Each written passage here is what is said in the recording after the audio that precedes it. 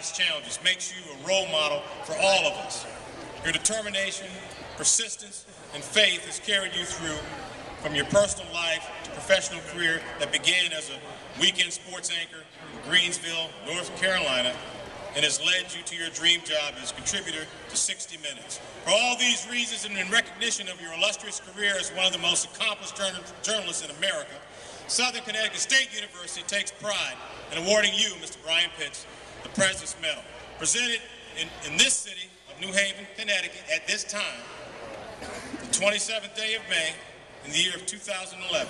Ladies and gentlemen, please welcome Mr. Byron Pitts.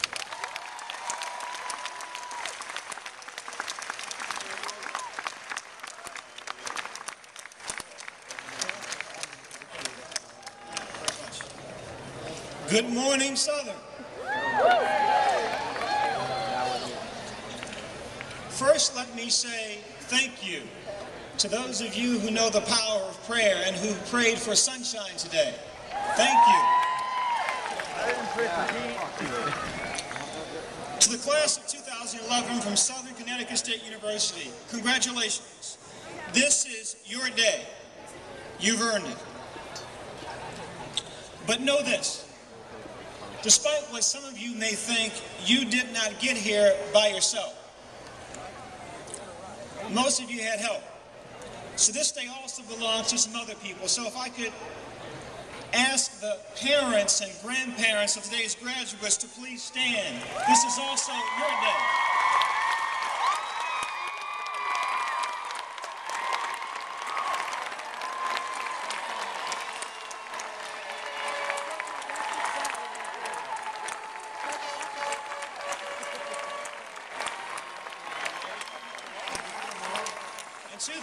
To the grandparents, to the relatives, anyone who prayed a prayer, made a tuition payment for these graduates today, thank you.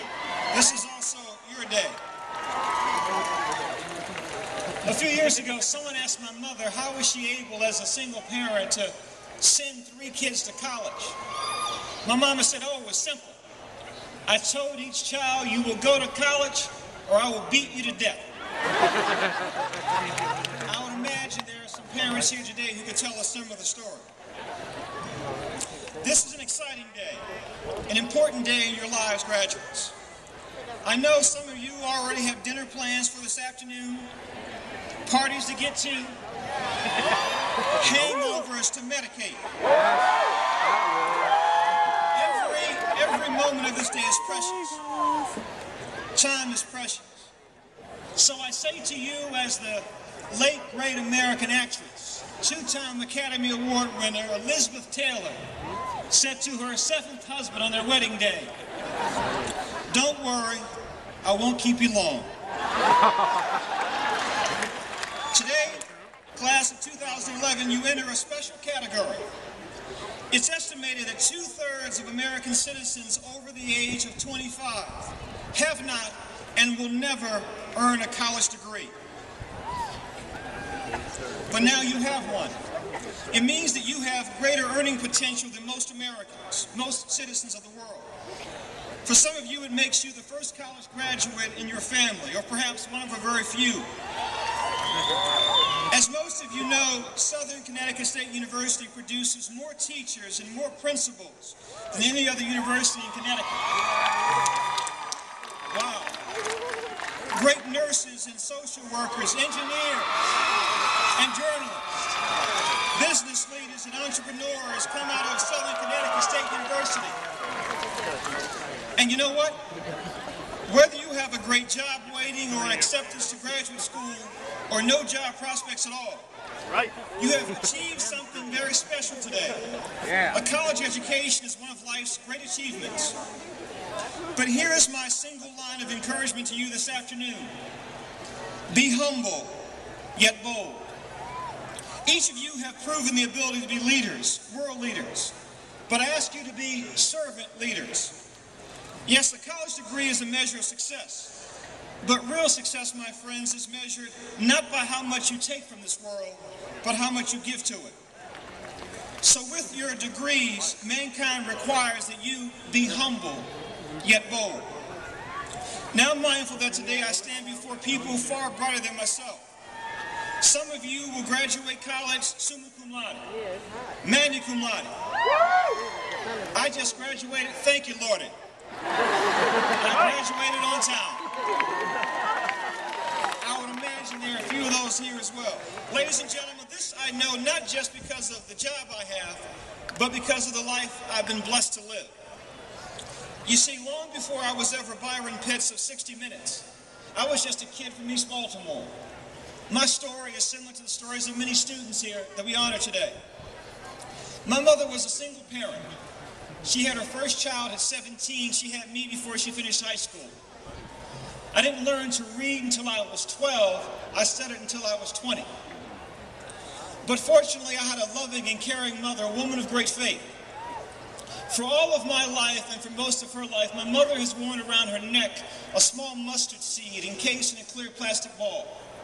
It has been my mother's daily reminder of the scripture in the book of Matthew that says, if you have faith just the size of a mustard seed, you can say to this mountain, mountain, move from here to there, and nothing will be impossible.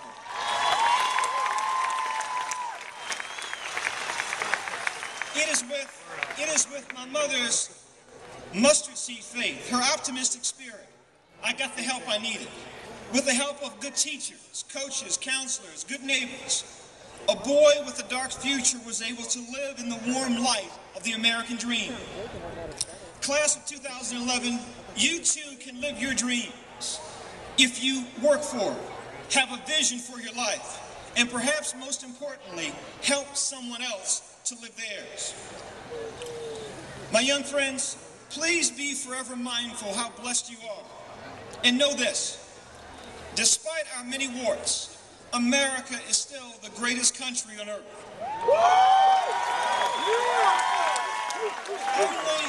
Only in America, where you're from cannot limit where you can go. Only in America, it doesn't matter your family name, your religion, your gender, your race, you can do anything, be anything you want to be. Simply if you want it bad enough or willing to sweat enough to earn it. And in America, the strong protect the weak. Class of 2011, be good to America and she'll be good to you. Love her and she'll love you back.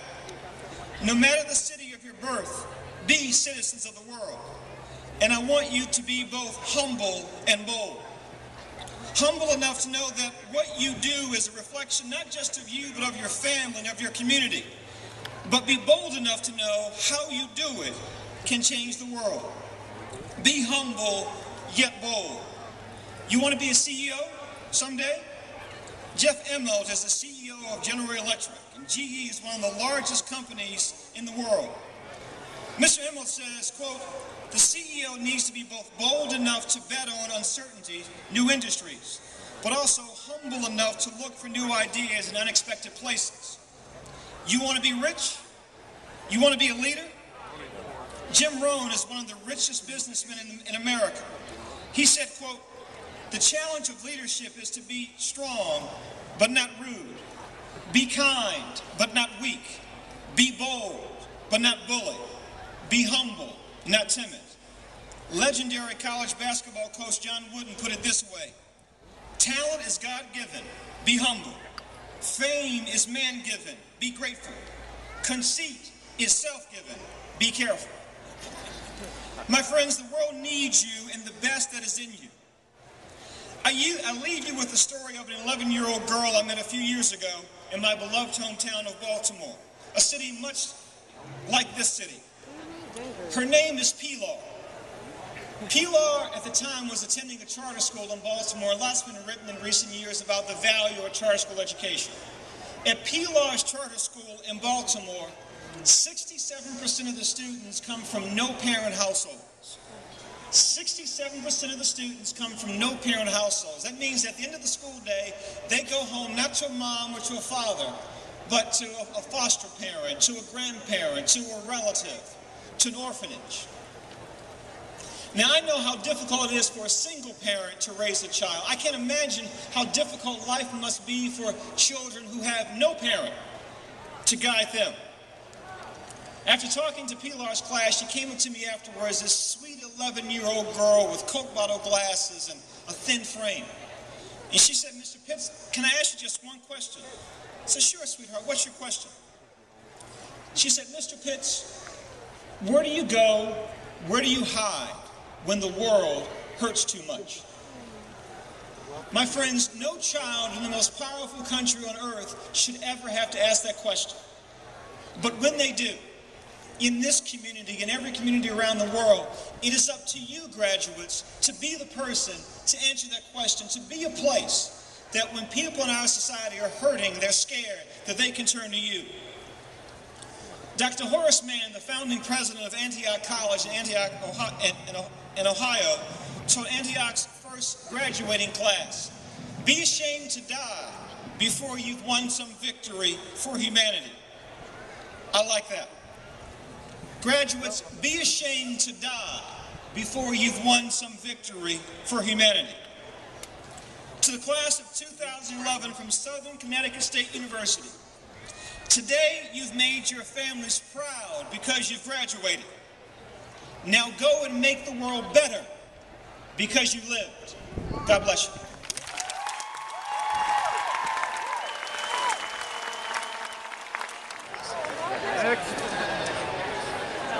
Would the mean Dean, Donna Jean Fredine, please present the candidates for the bachelor's degrees in the School of Arts and Sciences? Will all candidates for the bachelor's degree in Arts and Sciences please stand?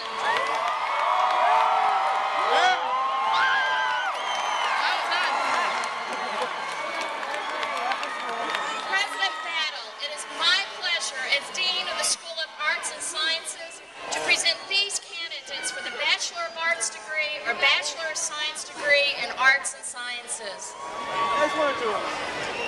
By the power vested in me by the Board of Trustees for the Connecticut State University System, I, as interim president of Southern Connecticut State University, hereby confer upon you a Bachelor of Arts degree or the Bachelor of Science degree in Arts and Science as a symbol of your accomplishments. Move your tassel from the right to the left. Let's get moving. Would the candidates please come forward to receive their degrees? Would the audience please withhold their applause till all degrees are presented? I invite Associate Dean Chris Kalk to join me in reading the names of the graduates.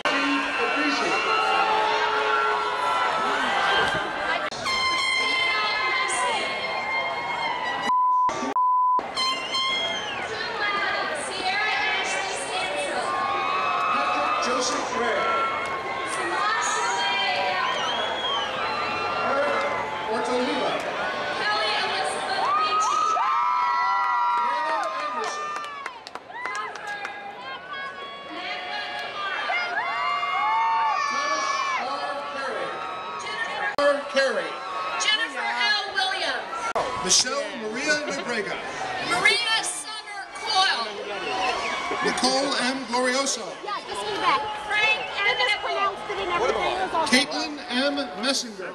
Yeah, Joseph Webb. Cum laude. Well, that does it. Finally took my walk. I have graduated. Now I'm just, like everyone else, trying to get out of this parking lot. Because there's absolutely no order whatsoever and everyone's trying to rush out the same exit.